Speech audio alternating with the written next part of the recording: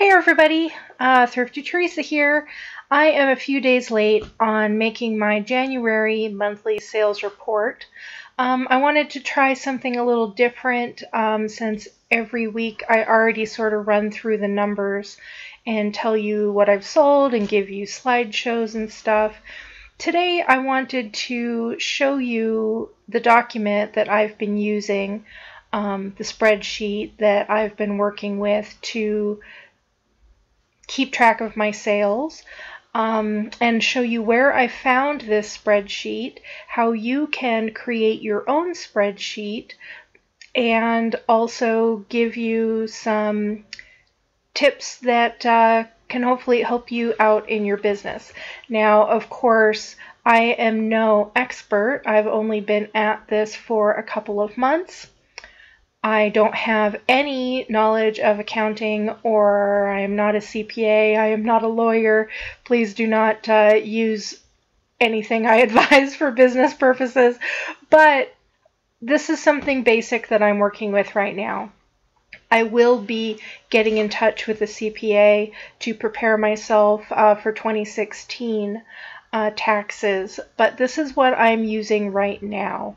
So far, this is what my spreadsheet is going to be for the month of January. I'll probably continue for the month of February, and I really will be in this first quarter of 2015 finding a CPA that can teach me the things that I need to know about how to appropriately catalog my business transactions.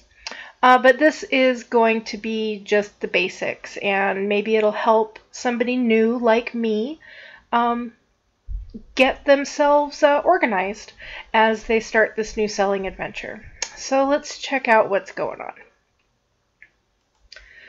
Alright, so this is my January 2015 sales spreadsheet.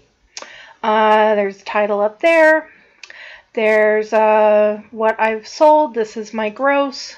This is my net. This is the average per item profit that we made for the month of January.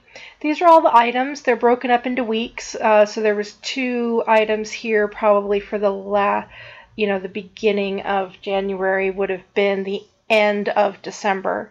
So then I've got second week of January, third week of January, fourth week of January, and the last week of January. In total, we sold 26 items. Then there's all this other stuff. So let me show you a little bit about how I found this spreadsheet, how I modified it towards my needs, and hopefully you can use something like this if you are a beginner too. So when I was first searching for a spreadsheet to use, of course I wanted something free. So I went to Google, and this is exactly what I typed in: eBay spreadsheet template free. And the very first thing that popped up was the Google Docs template.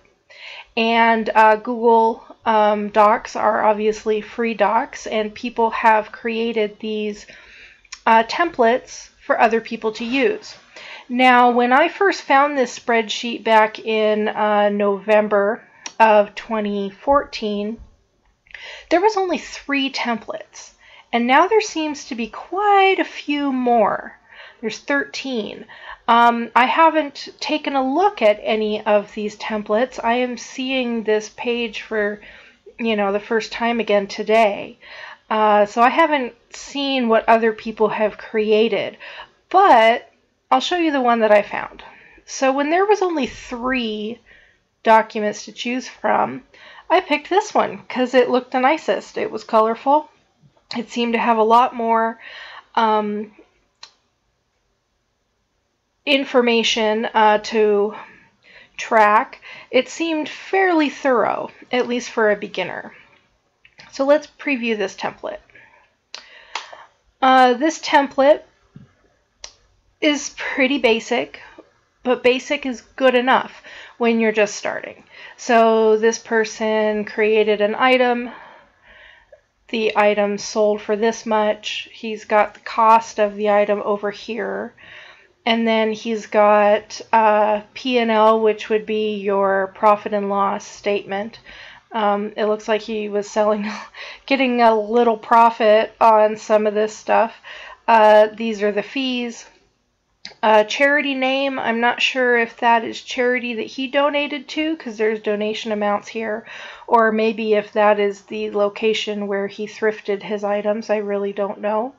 The date of these sales, or perhaps the date of the donation, I wasn't quite sure. He's got all his totals here, his net, his shipping, his fees, etc. And he's got all the stuff calculated here. Shipper, buyer paid this much. It costs actually this much to ship. So this was a fairly basic spreadsheet. It had the count here, 29 items. It had all the totals for the different columns. But I liked its idea, but I wanted to modify it to be something that I can use. So let's flip back to mine and I'll show you the changes that I made. So I put the item first. I put the cost of the item next to the item itself. Now some of these things here are blank because I do not have the information on the cost of the item. Some of these things are some of my handmade things that I made probably 4 or 5 years ago. I can go through and calculate the cost it takes for me to make these items, but I haven't done that quite yet. Other items here are things that I was selling for my father. A lot of this stuff he has had in his possession for 5, 10, 15, 20 years or more that we're now just selling off. So it's kind of hard to figure out a cost for that. That's something that I need to talk to a CPA about, is figure out if I'm selling something that I don't know its original purchase cost, what type of value I should be putting in there. Anywho, the price that the item sold for, then I put how much the buyer paid. So these two are the total amount that my buyer gave me, $14 via PayPal. These were the fees on Etsy. This is how much it cost me to actually ship the item. These are either the PayPal fees or the other Etsy fees, because Etsy has its own credit card processor. So you can either purchase via PayPal or you can purchase via a credit card through Etsy. So either way, there's going to be a different fee. This would be the listing fee and the final value fee.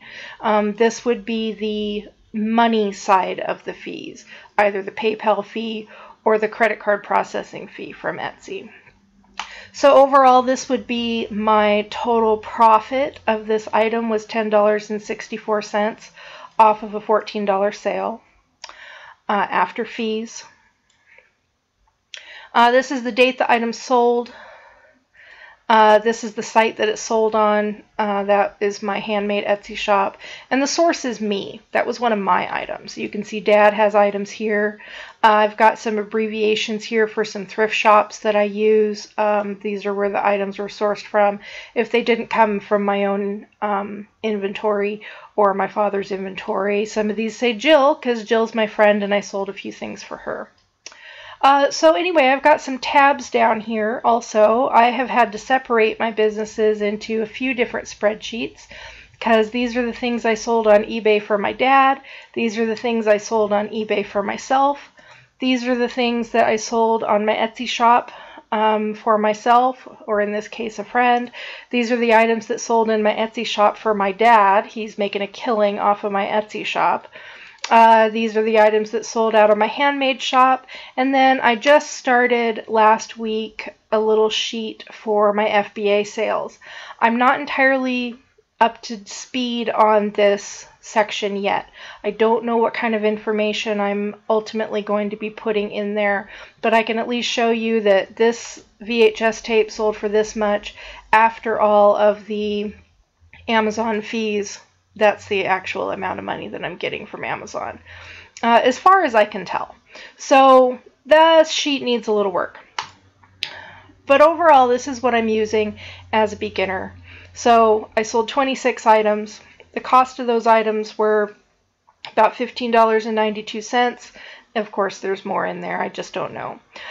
This is the amount that the buyers paid. This is the amount that the buyers paid for shipping. Here are my fees, including shipping costs and PayPal and Etsy fees.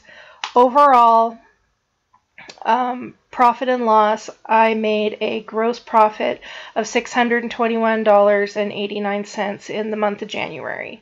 Again, an average of $23.91 per item. So that is my net profit divided by 26 items, comes up with my average.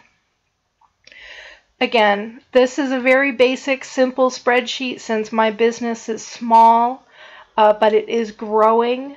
But this is allowing me to keep things trackable for the time being until I start working with a professional to get some professional bookkeeping done. Now, I do have GoDaddy. GoDaddy has a program which will link your eBay and your Etsy shops, and I believe Amazon, though I haven't done it yet for Amazon. I'm just getting started on GoDaddy to get my bank finances and stuff like that figured into all of this. Again, this is just basic. This is just simple numbers, simple math. It may be completely wrong, but this is what I'm working with for now. I hope people found that helpful. As my business grows, I know I'm going to be changing things up, and as I change things up, I want to continue sharing those changes with you guys so you can benefit from me as I learn how to do this business. So thanks very much for watching. I hope everyone had a fantastic month of January. February has already started on a roll and is doing really well. I hope everyone's having a great week, great month, great sales. Thanks again for watching. Bye.